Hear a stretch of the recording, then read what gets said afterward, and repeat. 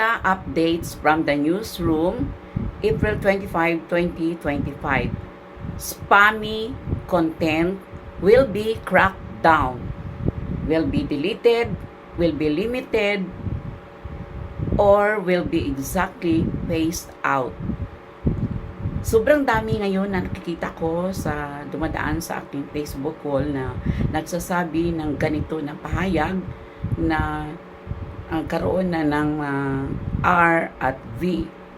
Sa akin, ang restrictions ko ay naganap noong April 20, 2025, 5 days bago ang announcement or updates ni Mita sa newsroom na spammy content will be cracked down. Sigurado ako na hindi ako kasali rito dahil yung restriction ko ay tungkol ito sa pagbigay ko ng comment sa isang post na mayroong mga violation sa community standards. Ngunit makikita naman sa aking dashboard na ito raw ay nagsimula April 20 and as expected matatapos ito sa May 20. So tingnan ko pa kung maging makatotohanan na ang aking audience visibility ay muling babalik sa dati na umabot ako ng 19.2 views, umabot ako ng 1K, 3K, 9K views. Sa ngayon ay hanggang 100 more na lang ang mga viewers ko dahil nagkaroon ako ng less or limited audience visibility. Ano nga ba talaga ang dahilan? Ang dami kong nakita na mga kapwa content creators na parang magkapareho ng mga naganap sa akin na nagkaroon na ng limitations sa pag-post. Sa akin naman, 3 ang aking limitations. Hindi ako pwede na mag-create ng ads o mag-boost your post. Hindi rin ako pwede mag-live video. At ang pangatlo na R ko ay cannot join the group chat na tawag. So yun ang 3 ayon sa aking dashboard. Ano nga ba? Ito na ba ang talagang nagaganap after this Mita update sa newsroom? Maaring oo o hindi, kabilang ka roon. Dahil ang sabi ay ang mga spammy captions. Ano yung spammy captions? Yung sobrang mahaba at ito ay talagang kuminsan ay hindi na rin maging engaging dahil spammy nga, repeated, duplications. Yung ano naman, yung ating description after the caption, dapat maikli lang ito. Hindi siya super 1 paragraph, 2 paragraphs, kasi it will be cracked down na ang ating mga account pag ganyan ang ating ginagawa. At ano pa mga ba? Sa hashtags, yes. We are only allowed to have 3 to 5 hashtags and it should be related to our content. Hindi yung kahit anong lang sulat natin na hindi tugma sa ating content for that day or for that moment.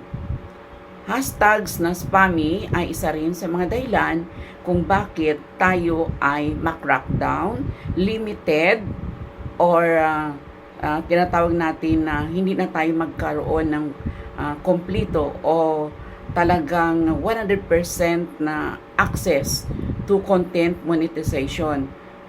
Isa rin ako sa ganito na nag-R at B, pero ang pinanindigan ko lang, my R was implemented before April 25. So I'm hoping na hindi ako kasali rito sa announcement na spammy content will be cracked down, will be limited, will be deleted, will be under R and V. Kaya ang ating mga content ay talagang dapat engaging kasi yun na ang gusto ng ating boss rito sa Facebook. Engaging.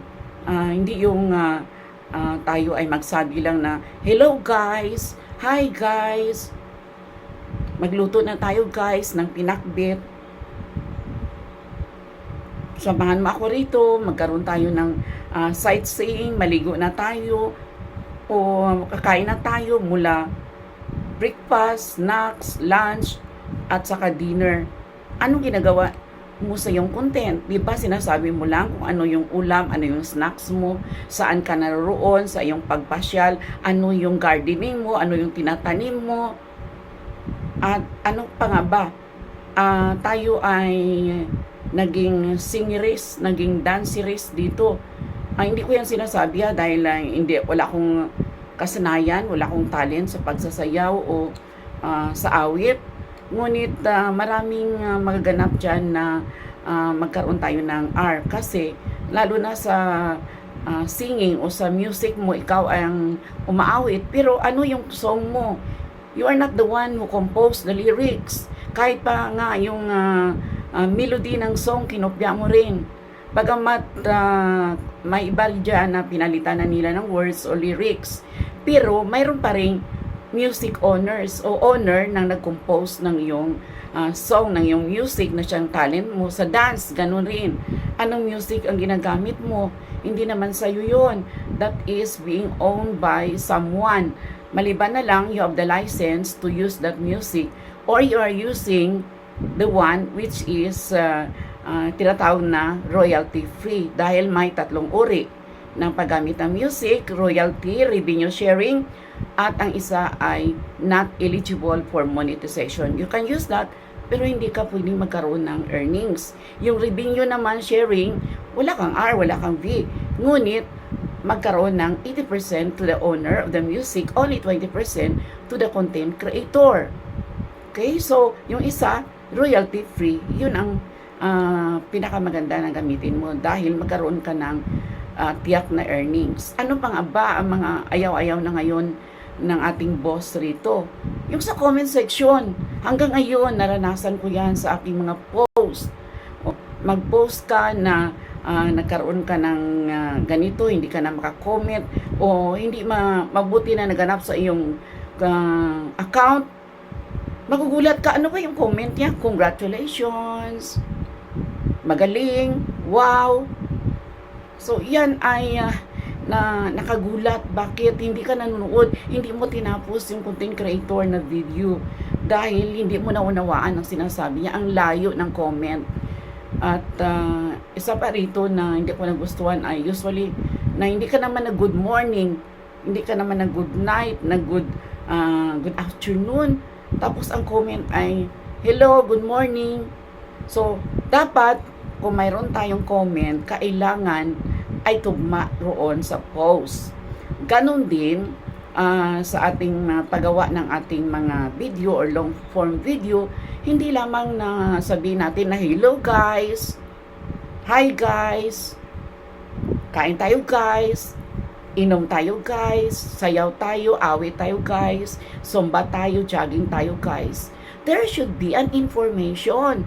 Dapat nagbigay ka ng sapat na personal touch, the background of your content, kung ano yung niluluto mo na pinakbiti. Unang sabihin na ito yung mga ingredients, yung talong, yung okra, yung kalabasa, yung sitaw, yung ganito, ano pa sabihin mo, hindi lang dahil lahat naman ay alam kung ano mga ingredients na yan, lahat naman nagluluto, lahat naman ay nag-gardening, nagsusumba, nag-jogging o naglilinis ng bahay. You should have an information na nagkaroon ka dyan ng personal na opinion o yung paliwanag mo, kalagahan, kumbaga kakaiba sa iyong content kaysa sa iba na nagluluto. Kaya yun ang dapat natin panatilihin sa ngayon. Hindi lang kayo, ako rin, hindi ko sinasabi na perfect ako, mayroon din akong mga ganyan na mga kakulangan, kung minsan ginagawa ko rin yan.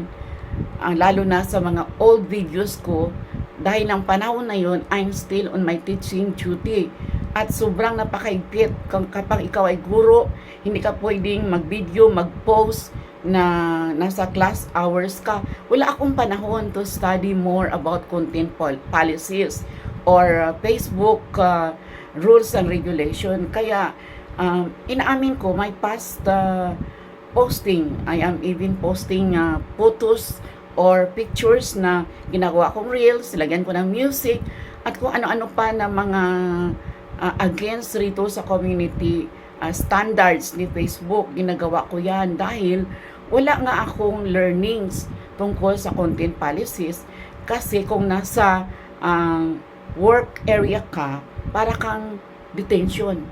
Yes, naka-detain ka. Imagine, 7 to 4:15. So, hindi ka pwedeng gumawa ng content sa mga oras na ikaw ay naka-duty. Kasi, in a minute, tatawagan ka ng boss mo. At ikaw ay reprimand, tawagin ka sa opisina, at kung ano-ano ang sabihin sa iyo. O, naranasan ko yan. Na kahit sabihin na, oh, bakit ka nag-vlog na ikaw ay naka-teacher's uniform? Dapat, hindi ka naka-uniform ng guro. Kasi yung content ko naman, hindi naman na nagpakita ako na may ginagawa ako na injury sa aking mga estudyante.